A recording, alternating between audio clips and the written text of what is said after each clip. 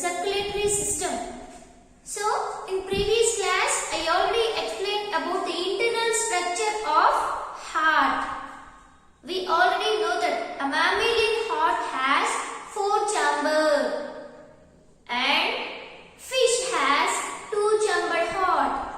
And the frog is an amphibian. It has the ability to live in water and on land also. And it has 3-chambered heart. So what is the main function of the heart? Heart helps in pumping of blood. Lungs plays a major role to purify the air and thus oxygen can mix with the blood.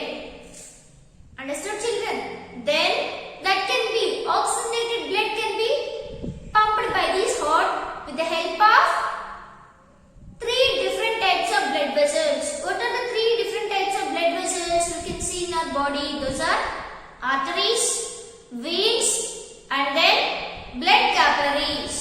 So what is the main function of these arteries? These arteries will carry oxygenated blood from heart to the different parts of our body. And what is the property of these arteries? They are rigid in nature, have the ability to flex, and they doesn't have valves. Due to the absence of these valves, the blood can flow very fastly with pressure. So more pressure, high pressure will be applied for pumping of blood. So when pumping of blood, we already know that. How can we count the pulse rate? When these arteries can pump the blood in high pressure, then due to the high pressure, the flow of blood will be more. Then we can clearly observe the rhythmical movement, up and down movement. That up and down movement we call as pulse rate. Understood, children? So, who will play a major role for counting the pulse rate? That is arteries only. These arteries only will carry the oxygenated blood from the heart to the different parts of our body. Understood, children? Oxygenated blood in the sense purified blood. Purified in the sense that oxygen, purified oxygen from the lungs, it can mix with the blood. That is called when the oxygen molecule is combined with hemoglobin to form oxyhemoglobin. This oxyhemoglobin is simply called as oxygenated blood. Hemoglobin is present in the blood only now. So, hemoglobin is a pigment and a protein present in the blood. Due to the presence of this hemoglobin, the blood is red in color. Understood, children? That is about the arteries, and it doesn't have any valves. And the valves of the arteries are thicker compared to these veins. These are thicker than these arteries. Why? More pressure will be applied now. Why? There is no valves. Valves only can regulate the flow of blood. If there is no valve, nobody can stop the flow of blood. So more pressure will be applied in these arteries. And the next one is veins. These veins are less rigid and they help to collect the deoxygenated blood from different parts of our body and send to the heart. Then it has thin walls, and walls are regulating the flow of blood. Wall is different than the valve. Wall in the sense that is, this is the wall of the vein, but valve in the sense it's a regulator for controlling the flow of blood. That is valve. Understood, children? So here arteries walls are thicker and the vein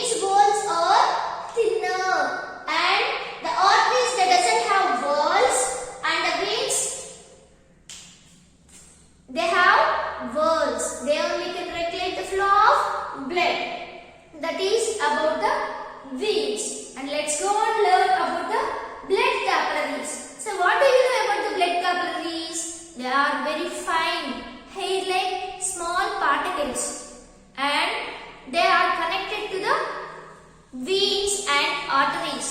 They only get supplied, they only get connected to the tissues of the body.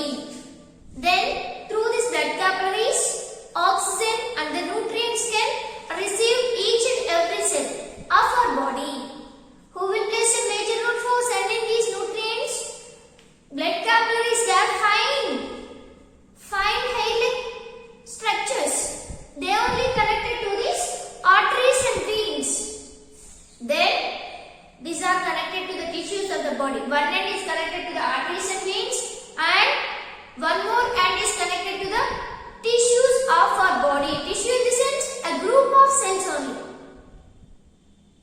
Group of cells in the sense cell is a structural and functional unit of our body. Now, so these blood capillaries plays a major role to supply nutrients and oxygen, even liquids also, to the entire body. This is about blood capillaries. Now, let's go and learn about the arteries. Pulmonary arteries. Pulmonary arteries in the sense the arteries which are connected to the lungs. Those arteries we call as pulmonary arteries. For example, pulmonary artery will carry deoxygenated blood from the right ventricle to the lungs. So, this artery will connect to the lung. So that only those arteries we call as pulmonary artery. But that action is opposite to the arteries. Pulmonary artery acts opposite function to the arteries. What is the function of the arteries? They will carry oxygenated blood. But here, these pulmonary arteries will carry deoxygenated blood. That is about pulmonary artery. Then, pulmonary veins. These pulmonary veins are, they act just like a arteries. Opposite function to the veins. What is the function of these pulmonary veins? They will collect the oxygenated blood from the lungs to the heart. Understood, children? This is about the properties of arteries and veins. Just I'll explain what are the differences between arteries and veins. So if you observe these arteries, this is the lumen. So here these are thicker compared to the veins. The walls of the arteries are thicker than veins, and they doesn't have wall. What is that? Wall. Understood, children?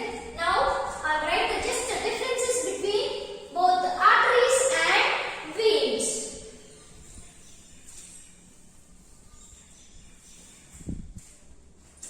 Thickness.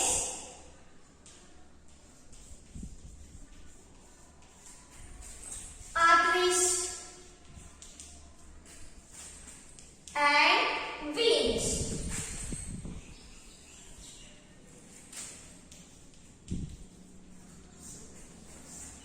So, thickness of the wall. I'll mention the wall also. Thickness of wall. So, arteries are thicker.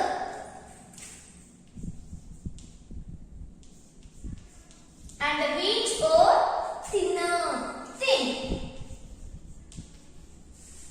And rigidity.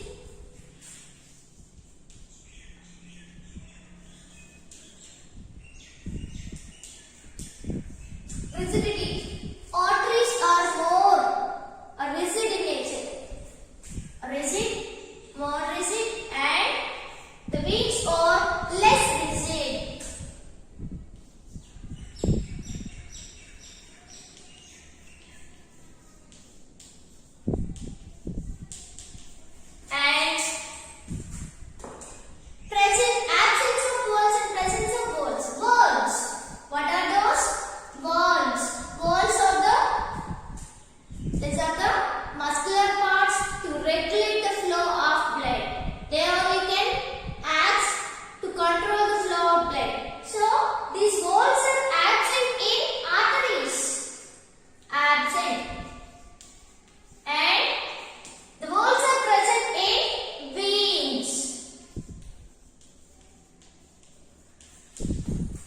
And then pressure.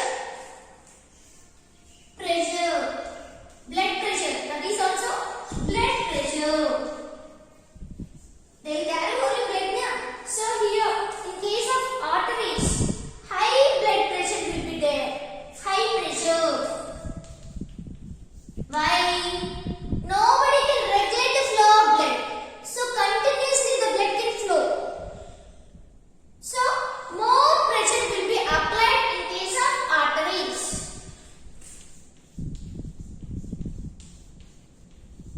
And in veins, there is no pressure. Why? The valves can regulate the flow of blood. So time gap is there. So due to this time gap, the flow of blood will be go in a silent way. There is no pressure. Low pressure. Then what is the function of arteries? That is, if they will carry oxygenated or deoxygenated blood. So, flow of blood. What is that? Flow of blood. What type of blood can flow by these arteries? Arteries can supply. They will carry oxygenated blood. Oxygenated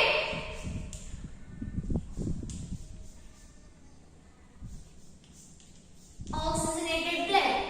And these veins will carry deoxygenated. They will collect the deoxygenated blood from different parts of the body to the heart. Deoxygenated blood.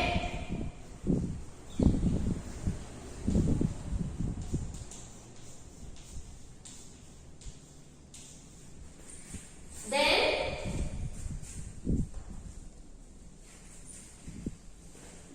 pulmonary arteries.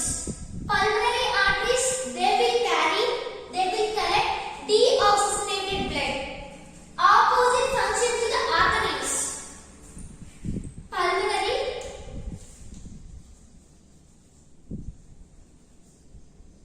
artery. So what is the main function of the pulmonary artery? They will carry deoxygenated blood.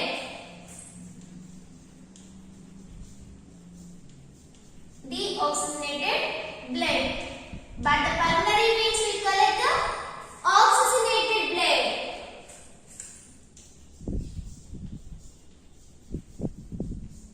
Oxygenated blood. These are the different functions of arteries and veins. Once again, I'll explain, children. Arteries and veins in the blood capillaries are the three different types of blood vessels. They plays a major role for pumping of blood. Heart can pump the blood. That blood will be collected by these blood vessels. What are those? Arteries, veins and blood capillaries. So, what are the functions of these arteries? They are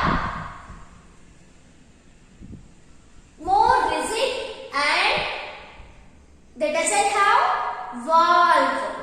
Due to the absence of valve, more pressure will be applied to pump the blood. Then the walls of the arteries are thicker.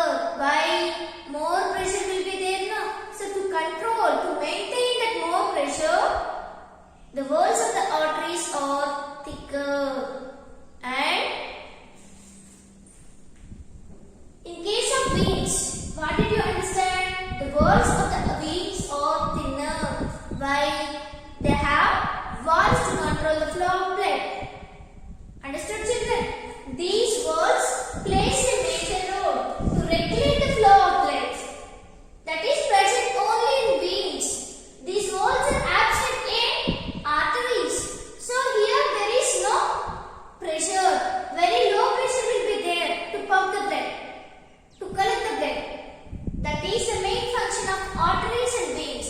And arteries will carry oxygenated blood from the heart to the different parts of the body. And veins will collect